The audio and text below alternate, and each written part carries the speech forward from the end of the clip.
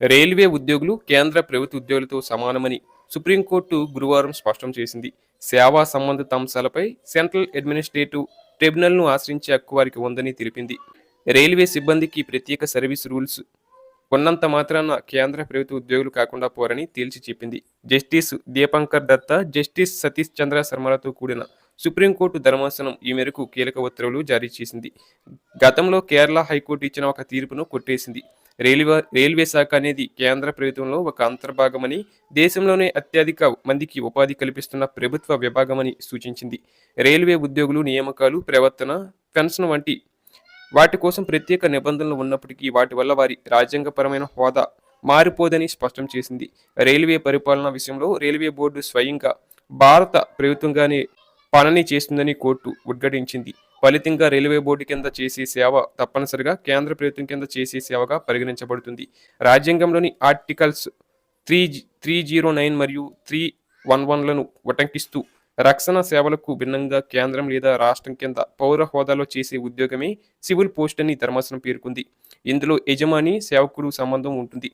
ఇక్కడ నియమించడం, సస్పెండ్ చేయడం, తొలగించడం, పనిని నియంత్రించడం, వేతనం చెల్లించడం వంటి హక్కులు ప్రభుత్వానికి ఉంటాయని తెలిపింది. ఆగస్టు 1990లో జూనియర్ డ్రాఫ్ట్మ్యాన్గా ఇండియన్ రైల్వేస్లో చేరిన బెన్సీ జాన్ దాఖలు చేసిన అప్పీలుపై ఈ తీర్పు వెలువడింది. ఈ కేసు వివరాల్లోకి వెళితే బెన్సీ జాన్ అనే వ్యక్తి భారతీయ రైల్వేలో 10 ఏండ్లకు పైగా పనిచేసి ఆ తర్వాత 2001లో కేరళ స్టేట్ ఎలక్ట్రిసిటీ బోర్డులో సబ్ ఇంజనీర్గా చేరారు. ఆయన గతంలో రైల్వేలో చేసిన సర్వీసును కేంద్ర ప్రభుత్వం ప్రభుత్వ సర్వీసుగా పరిగణించి బోర్డు మొదట ఆయనకు జీత నైపుణ్యాల వేటేజీ ప్రయోజనాలను కల్పించింది.